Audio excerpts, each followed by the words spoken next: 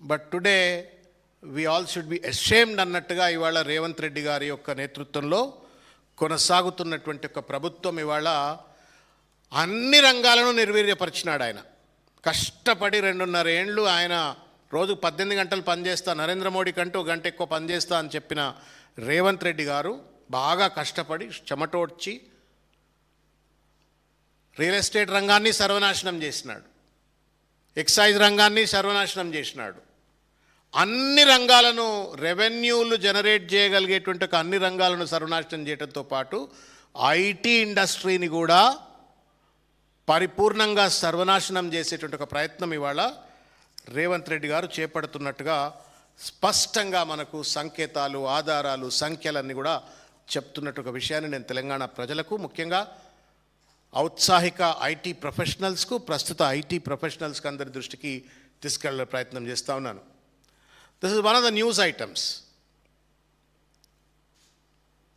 ఇవాళ ఒకానొక పత్రికలో వచ్చినటువంటి ఒక న్యూస్ ఐటమ్ ఇది. గూగుల్లో కొడితే కూడా మీకు AI and Google will also give you this report. హైదరాబాద్లో సెజ్లకు కాగ్నిజెంట్ కంపెనీ రామ్ అని చెప్పని ఒక టైటిల్ పెడుతూ మనకు మీడియాలో వచ్చినటువంటి ఒక వార్త. లోతుకెళ్ళి చూసినట్టయితే కాగ్నిజెంట్ అనేటువంటి ఒక కంపెనీ దాదాపు 15-20 వేల ఉద్యోగాలను కల్పిస్తూ ఆదిబట్లలో తర్వాత నానక్రామ్ గూడలో 2 SEZలు ఏర్పరుస్తాము అని చెప్పని MOU చేసుకున్న తర్వాత ఇవాళ హైదరాబాద్ను కాదని, నేను ఊరు పేరు అడ్రస్ లేదని అన్నాను, but compare to what Hyderabad and Visakhapatnam there is మోకాలకు బోడిగుండుకు ముడిపెట్టినట్టు ఉంటుంది in terms of the IT development, infrastructure, లేకపోతే investments that have already flown in ఉంటుంది. విశాఖపట్నానికి పోతున్నారు.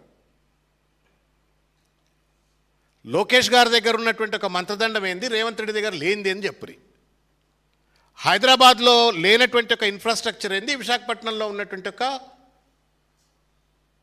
అట్రాక్షన్ ఏంది అంటే కేవలం రేవంత్ రెడ్డి గారు తన ఐటీ ఇండస్ట్రీ అంటే మీకు గుర్తుంటుందేమో బహుశా డల్లాస్లో మొట్టమొదటి, డల్లాస్ కాదు, విచ్ ప్లేస్ ఈవెంట్, దావోస్కు పోయింది సార్. పోయినప్పుడు ఏమడిగిండు ఆయన, ఒక ఇంటర్నేషనల్ జర్నలిస్ట్ అడిగితే IT industry Rahul is nothing but nuclear chain reaction అన్నాడు. ఆ న్యూక్లియర్ చైన్ రియాక్షన్ తెలివితో ఇవాళ హైదరాబాద్లో దాదాపు 20,000 ఉద్యోగాలు కల్పించవలసినటువంటి ఒక Cognizant company is dashed away to Visakhapatnam. ఎవరు బాధ్యులు? రేవంత్ రెడ్డి గారు సమాధానం చెప్పాలి.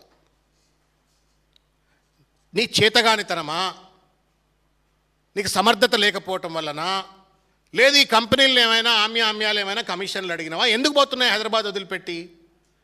ఒకప్పుడు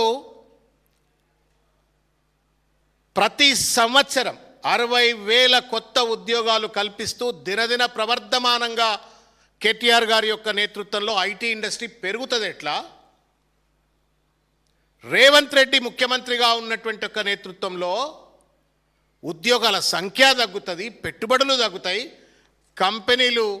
ఉన్న కంపెనీలు ఎందుకు ఇవాళ హైదరాబాద్ను దాటిపోతున్నదో సమాధానం చెప్పాలని చెప్పని నేను కోరుతా ఉన్నాను.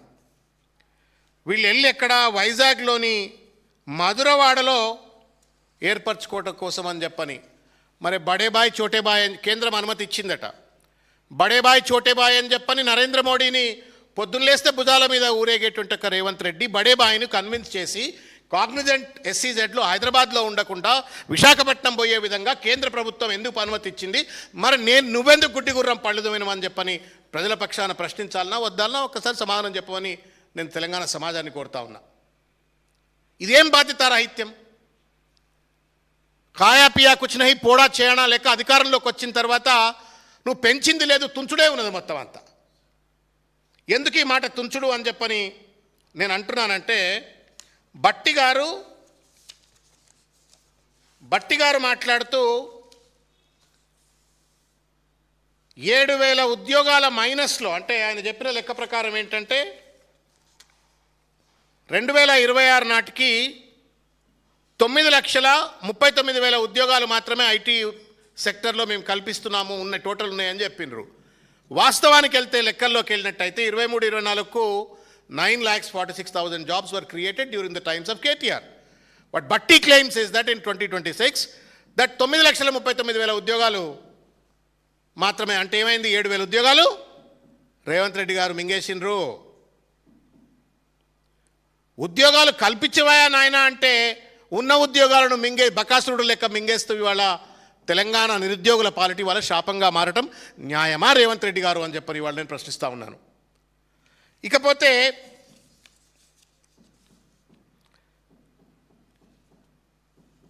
ఈ లెక్కన కనుక చూసుకున్నట్టయితే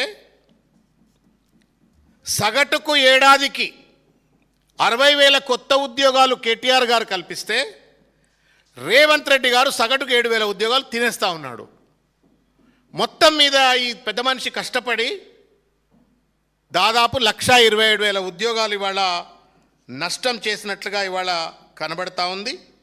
కొత్త పరిశ్రమల నమోదులో కానీ, ఐటీ ఎక్స్పోర్ట్స్లో కానీ మొత్తానికి ఒక పూర్తి స్థాయి అన్యాయానికి రేవంత్ రెడ్డి గారి యొక్క అసమర్థత వల్ల, లాప్సైడెడ్ ప్రియారిటీస్, ఫోకస్ లేదు, విజన్ లేదు, అడ్మినిస్ట్రేటివ్ విజ్డమ్ లేదు, పరిపాలనపై సోయి లేదు, అవగాహన లేదు. ఐటీ ఇండస్ట్రీ అంటే న్యూక్లియర్ చైన్ రియాక్షన్ అని చెప్పని వాళ్ళ మొత్తం ఐటీ ఇండస్ట్రీని వాళ్ళ మంగళం పాడుతున్నాడు రేవంత్ రెడ్డి. ఇది న్యాయమా అని చెప్పని అడుగుతా ఉన్నాను. పాపం శ్రీధర్ బాబు గారు కుడితిలో పడ్డ ఎలకలు ఎక్కువ ఉంది ఆయన పరిస్థితి. గట్టిగా అంటే మంత్రి పదవి తీసేస్తాడేమో అని భయం, గట్టిగా అనలేడు. రేవంత్ రెడ్డి అన్నిటికీ నేనే ముందని చెప్పని ఐటీ ఇండస్ట్రీలో ముందుకొచ్చి కూర్చొని న్యూక్లియర్ చైన్ రియాక్షన్ చెప్పని దావోస్లో వచ్చి కూర్చుంటాడు.